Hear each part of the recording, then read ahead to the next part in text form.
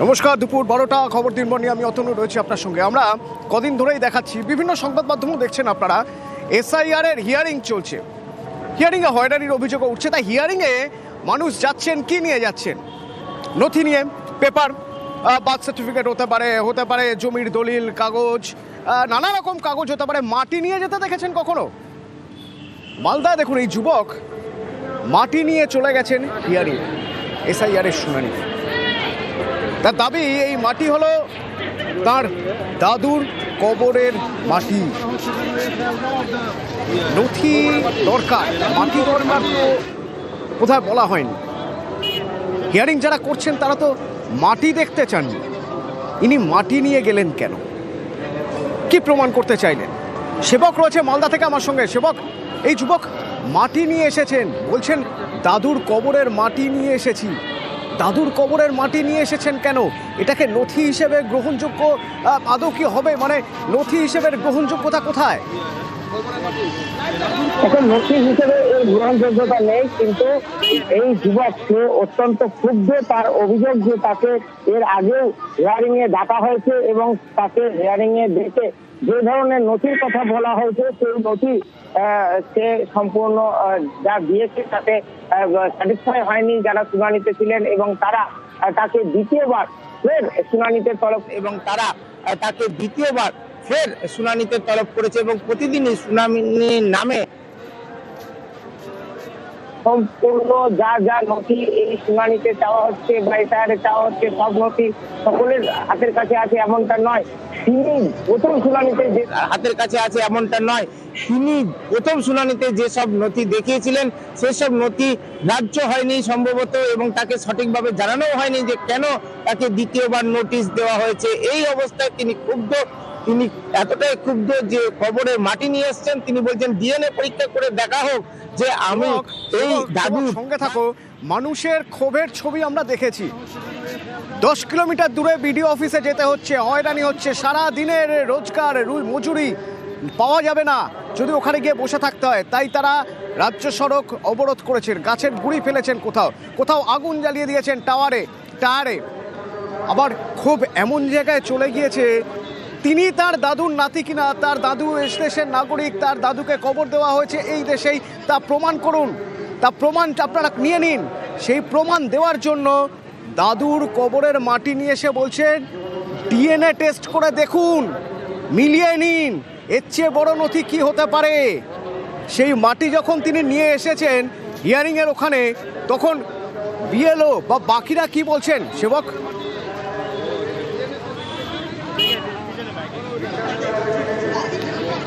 একদমই দেখুন, সকলেই তাজ্জব হয়ে যান তার কাজ দেখে। যারা গণনা কেন্দ্রে অন্যান্য হিয়ারিং এর জন্য প্রচুর মানুষ এসেছিলেন, হইচই হুলস্থুল পড়ে যায় যেভাবে তিনি মাটি নিয়ে এসেছেন। সত্যি এই ধরনের মাটি গ্রহণযোগ্য সেভাবে না, ডিএনএ পরীক্ষার ক্ষেত্রে সেটা কার্যকরী হবে না। কিন্তু প্রশ্ন উঠছে যে তিনি কতটা মানে দেওয়ালে পিঠ ঠেকেছে নথি নিয়ে, কতটা তিনি আতঙ্কিত, তার মধ্যে কতটা ক্ষোভ। তিনি বলছেন যে তিনি কি করে প্রমাণ করবেন, তার জন্য তিনি নিয়ে এসেছেন। তিনি মনে করছেন যে এটা দিয়ে ডিএনএ পরীক্ষা করে তাকে প্রমাণ করে দেখা হোক তার নাগরিকত্বর যে দাবি, তার যে ভোটার তালিকায়, পুরনো যে ভোটার তালিকায় তার নাম রয়েছে, তার দাদু যাকে বলা হয়েছে তিনি দাদু কিনা, এই বিষয়গুলি পরীক্ষার জন্য তার কাছে আর নথি নেই। তিনি সন্তুষ্ট করতে পারবেন এমনটা নাও হতে পারে। আর সেই আতঙ্ক থেকে, সেই ক্ষোভ থেকে তিনি কবরের মাটি ব্যাগে করে নিয়ে চলে এসেছেন গণনা কেন্দ্রে। সত্যি সকলেই সালেক কি বলছেন একবার শোনা যাক। মাটি নিয়ে এসেছেন, দাদুর কবরের মাটি। বলছেন এই মাটি থেকে স্যাম্পেল নিয়ে ডিএনএ টেস্ট করা হোক, তার সঙ্গে ম্যাচ করিয়ে দেখা হোক। শুনুন সালেকের বক্তব্য। দাদুর কবরের মাটি নিয়ে এসে বারবার দাদা হয়রানি করছে, হয়রানি বলে এইরকম তো চেক হচ্ছে না, আমার দাদুর ডিএনএ চেক করা হোক এই মাটিটা নিয়ে। কবরের মাটি আছে, দাদা কমিশনকে বলছে এরকম তো আমাদের কাগজপত্র বুঝতে পারবে না। আমার দাদু বাংলাদেশি না, এখানে ইন্ডিয়ার আছে না পাকিস্তানের আছে। এই কবরের মাটিটা চেক করলে তো বোঝানো যাবে তো কোথাকার আছে ওর দাদু। বারবার নোটিশ আসছে, কিছু বলছে না, এরা রিসিভও দিচ্ছে না। কি করে বুঝবো আমার ভোটের নাম থাকবে কি থাকবে না? দলিলপত্র সব নিয়ে এসেছি আমি। लोकतांत्रिक आस्था, संगठनात्मक अनुशासन और कार्यकर्ता केंद्रित सोच का प्रतीक है। मैं देश भर के कार्यकर्ताओं का इस प्रक्रिया को सफल बनाने के लिए बहुत बहुत अभिनंदन करता हूं। साथियों, बीते 1-1.5 वर्षों में डॉक्टर श्यामा प्रसाद मुखर्जी की 125वीं जयंती का पर्व, अटल जी की 100वीं जन्म जयंती, राष्ट्रीय स्वयंसेवक संघ के 100 वर्ष, ऐसे महापर्व हम मनाते रहे हैं। ये वो प्रेरणाएं हैं जो देश के लिए जीने के हमारे संकल्प को और मजबूत करती है। हमारा नेतृत्व परंपरा से चलता है, अनुभव से समृद्ध होता है और जनसेवा, राष्ट्र सेवा के भाव से संगठन को आगे बढ़ाता है। साथियों, अटल जी, आडवाणी जी और मुरली मनोहर जोशी जी के नेतृत्व में बीजेपी ने शून्य से लेकर शिखर तक का सफर देखा है। इस सदी में वेंकैया नायडू जी और नितिन गडकरी जी सहित हमारे कई वरिष्ठ साथियों ने संगठन को विस्तार दिया है। राजनाथ जी के नेतृत्व में पहली बार बीजेपी ने अपने दम पर पूर्ण बहुमत हासिल किया। फिर अमित भाई के नेतृत्व में देश के अनेक राज्यों में भाजपा की सरकारें बनी। लगातार दूसरी बार केंद्र में बीजेपी की सरकार बनी। फिर जेपी नड्डा जी के नेतृत्व में भाजपा पंचायत से लेकर पार्लियामेंट तक और सशक्त हुई। केंद्र में लगातार तीसरी बार भाजपा एनडीए की सरकार बनी। मैं पूर्व के सभी अध्यक्षों का उनके अमूल्य योगदान के लिए देश के कोटि कोटि कार्यकर्ताओं की तरफ से और मेरी तरफ से बहुत बहुत अभिनंदन करता हूं। साथियों, आप जानते हैं आज भाजपा का जितना फोकस संगठन के विस्तार पर है, उतनी ही बड़ी प्राथमिकता कार्यकर्ता के निर्माण की भी है। भाजपा एक ऐसी पार्टी है जहां लोगों को लगता होगा कि नरेंद्र मोदी देश के प्रधानमंत्री है, तीसरी बार प्रधानमंत्री बने, 50 साल की छोटी आयु में मुख्यमंत्री बन गए, 25 साल से लगातार हेड ऑफ द गवर्नमेंट रहे हैं। ये सब अपनी जगह पे हैं, लेकिन इन सबसे भी बड़ी चीज मेरे जीवन में है, मैं भारतीय जनता पार्टी का कार्यकर्ता हूं। ये सबसे बड़ा गर्व है। और जब बात पार्टी के विषयों को आती है, तब माननीय नितिन नवीन जी मैं एक कार्यकर्ता हूं, वे मेरे बॉस हैं।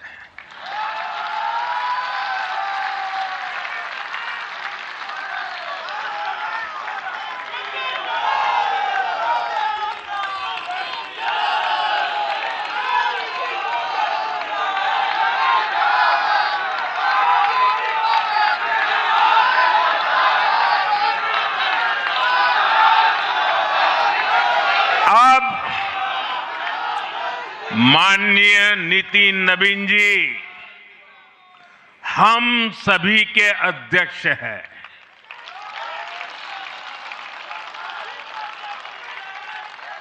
और उनका दायित्व सिर्फ भाजपा को भी संभालना इतना नहीं है, एनडीए के सब साथियों के बीच भी उन्होंने तालमेल का बहुत बड़ा दायित्व भी देखना होता है। साथियों, माननीय नितिन जी के संपर्क में जो भी आया है वो उनकी सरलता और सहजता की चर्चा जरूर करता है। बीजेपी युवा मोर्चा का दायित्व हो, अलग अलग राज्यों में प्रभारी के रूप में जिम्मेदारी हो, या फिर बिहार सरकार में काम करने का अनुभव हो, नितिन जी ने हमेशा जब जब जो जहां जो जिम्मेवारी मिली अपने आप को उन्होंने साबित किया है। जिम्मेवारी देने वालों को भी उनके कार्य ने गर्व से भर दिया है। साथियों, ये 21वीं सदी है और देखते ही देखते 21वीं सदी के पहले 25 वर्ष तो पूरे भी हो चुके हैं। आने वाले 25 वर्ष बहुत महत्वपूर्ण है। ये वो कालखंड है जब विकसित भारत का निर्माण होना है और होना तय है।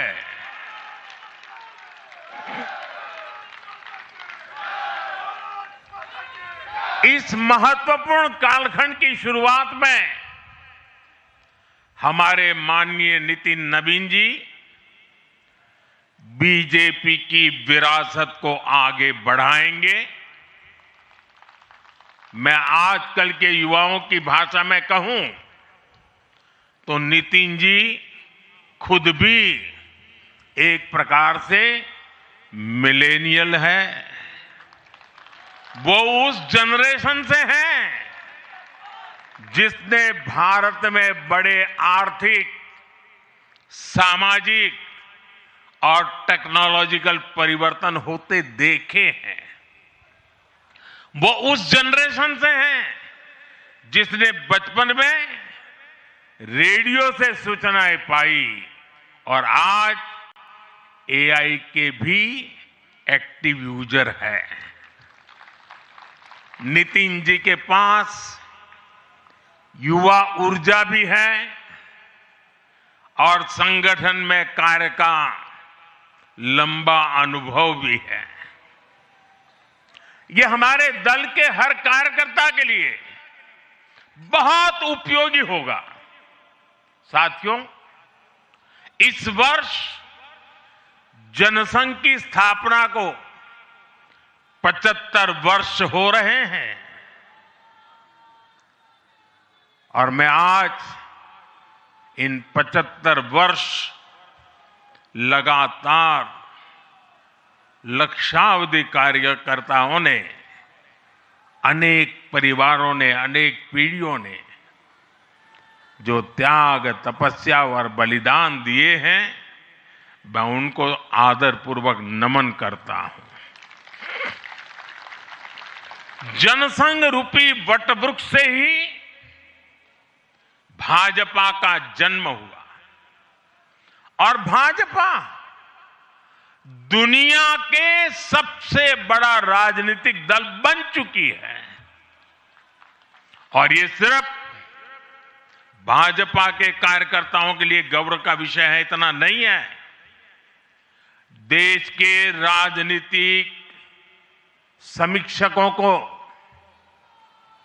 दुनिया को यह बात बतानी चाहिए कि भारत एक ऐसा देश है जिसकी रगों में इसकी मजबूती से लोकतंत्र चल रहा है, कि जहां दुनिया की सबसे बड़ी पॉलिटिकल पार्टी है।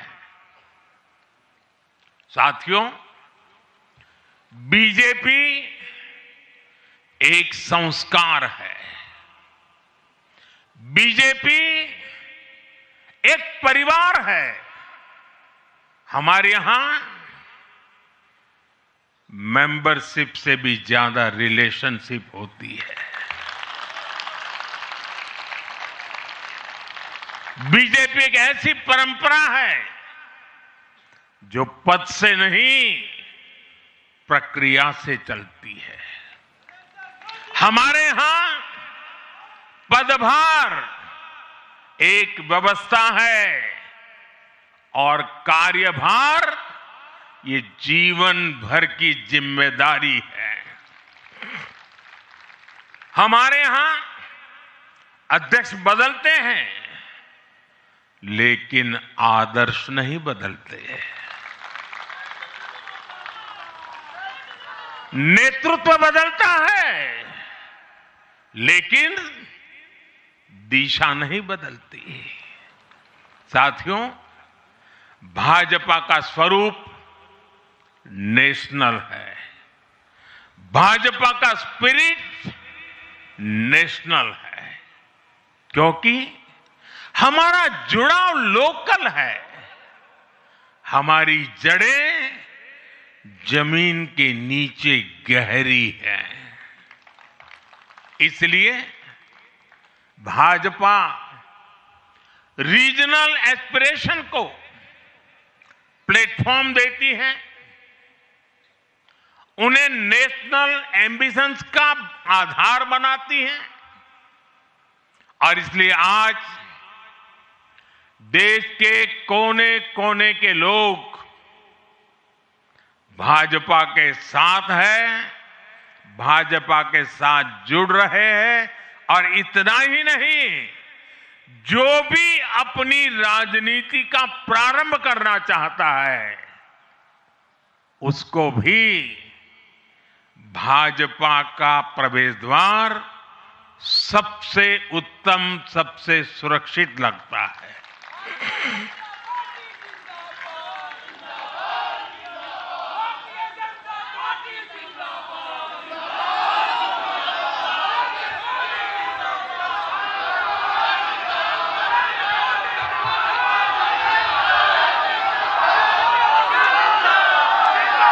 साथियों, जनता जनार्दन की सेवा ये हमारे लिए हमेशा सर्वोपरि रही है। हमने सत्ता को सुख का नहीं, बल्कि सेवा का माध्यम बनाया है। इसलिए भाजपा पर जनता का विश्वास निरंतर मजबूत होता गया है।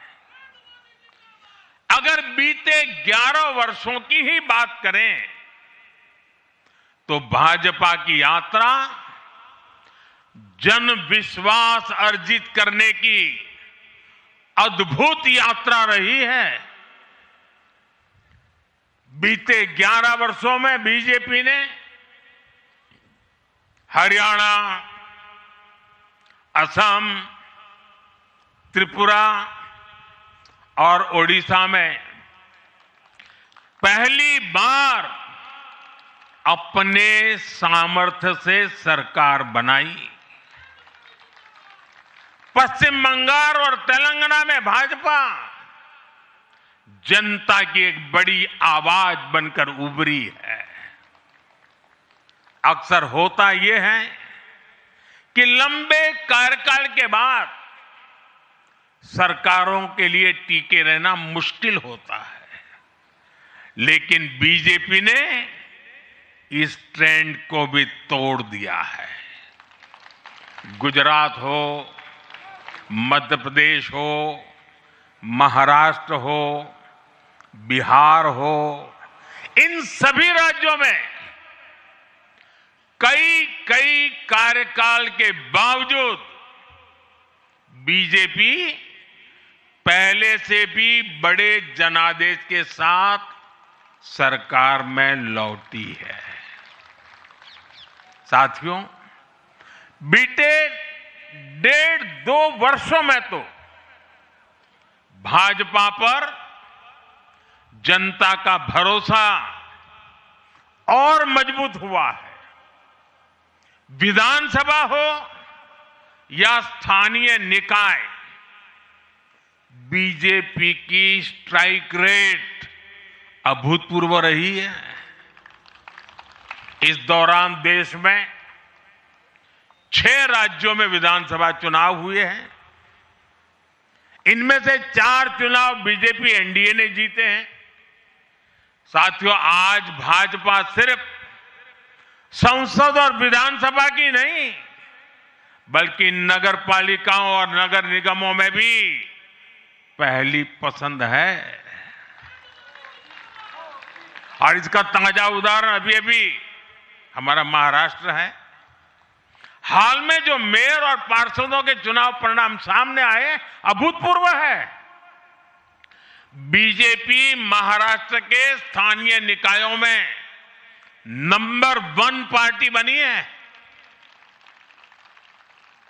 कुल 29 में से 25 बड़े शहरों की जनता ने बीजेपी एनडीए को चुना है। कुल जितने पार्षद जीते हैं, उनमें से 50% बीजेपी के हैं। ऐसे ही केरला में भी आज बीजेपी के करीब 100 पार्षद हैं। केरला की राजधानी तिरुअनंतपुरम की जनता ने मेयर चुनाव में 45 साल बाद लेफ्ट से सत्ता छीनी और भाजपा पर भरोसा किया। मुझे पूरा विश्वास है कि आने वाले विधानसभा चुनावों में भी लोग केरला में बीजेपी को अवसर जरूर देंगे। साथियों, बीजेपी निरंतर जीत रही है, उसका विस्तार हो रहा है। ये निश्चित तौर पर हम सभी के लिए गर्व का विषय है, लेकिन हम ये सभी के लिए बहुत बड़े दायित्व का बोध भी है और दायित्व बोध का समय भी है। कभी भाजपा ने पार्टी विद अ डिफरेंस के रूप में अपनी यात्रा शुरू की थी। आज बीजेपी पार्टी ऑफ गवर्नेंस भी है। देश ने के आजादी के बाद शासन के अलग अलग मॉडल देखे हैं। कांग्रेस के परिवारवाद का मॉडल, लेफ्ट का मॉडल, क्षेत्रीय दलों का मॉडल, अस्थिर सरकारों का दौर, ये सब मॉडल देख चुका है। लेकिन आज देश स्थिरता, सुशासन और संवेदनशीलता वाला भाजपा का विकास मॉडल देख रहा है। साथियों, ये भाजपा ही है जिसने सामाजिक न्याय के नारे को सच्चे स्वरूप में जमीन पर उतारा है। हमने गरीब कल्याण की योजनाओं को सरकारी फाइलों से निकालकर गरीब के घर तक पहुंचाया है। साथियों, मैं आपको कुछ उदाहरण देता हूं। आजादी के 70 वर्ष बाद सिर्फ 3 करोड़ ग्रामीण परिवारों तक ही पाइप से पानी पहुंच पाया था। माताओं बहनों की पीड़ा, पानी के लिए उनके संघर्ष की सूध लेने वाला कोई नहीं था। और मुझे याद है, मैं जब गुजरात में राजनीतिक क्षेत्र में नहीं आया था, सामाजिक जीवन में काम करता था, तो हमारे यहाँ एक धंधुका करके स्थान है, वहाँ मैं जाता था तो वो मुझे वहाँ के लोग कहते थे कि आप यहाँ रात को मत रुकिए और जब भी आपका दौरा हो तो सुबह 10 बजे के बाद आइए। नॉर्मली मेरा नेचर रहता था कि हर नए स्थान पर जात के रात को रुकूं, कार्यकर्ताओं से मिलूं, लेकिन धंधुका वाले मना करते थे। क्यों? वो कहते पानी नहीं है, सुबह हम आपको स्नान करने के लिए पानी नहीं दे पाएंगे। वहां तो कहावत चलती थी कि बेटी को बंदूकें दो लेकिन धंधुके मत दो, यानी उसको बंदूक लगा मार दो लेकिन धंधुके में शादी मत करो। पानी नहीं था। ये दर्द मैंने देखा है।